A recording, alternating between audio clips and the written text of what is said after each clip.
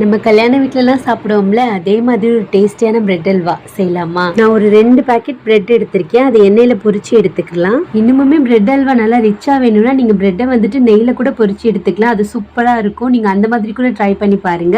இன்னைக்கு நான் எண்ணெயில தான் ஃப்ரை பண்ணி எடுத்தேன். இதுவுமே சூப்பரா இருக்குங்க. எல்லா பிரெட்டையும் நம்ம கோல்டன் ப்ரௌனா நல்லா பொரிச்சு எடுத்துக்கலாம். இன்னைக்கு பாத்தீங்கன்னா நான் பால்ல தான் செய்ய போறேன். ஒரு 2 லிட்டர் பால் எடுத்துட்டு நல்லா காய்ச்சினதுக்கு அப்புறமா தேவையான அளவு சர்க்கரை, வாசனைக்காக ஏலக்காய் போட்டுக்கிட்டேன். இப்ப நம்ம பொரிச்சு வச்சிருக்கோம்ல பிரெட், அது எல்லாத்தையுமே பாலில் போட்டுற வேண்டியதான். ஃபர்ஸ்ட் பார்த்தீங்கன்னா தண்ணியாக இருக்கிற மாதிரி தான் இருக்கும். ஆனால் பிரெட் நல்லாவே அந்த பாலில் அப்சர்வ் ஆகி நல்லா வத்தி வந்துடும்.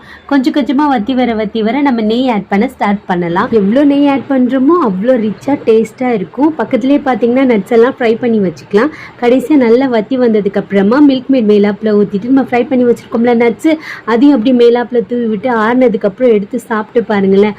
அம்புட்டு டேஸ்ட்டாக இருக்கும்.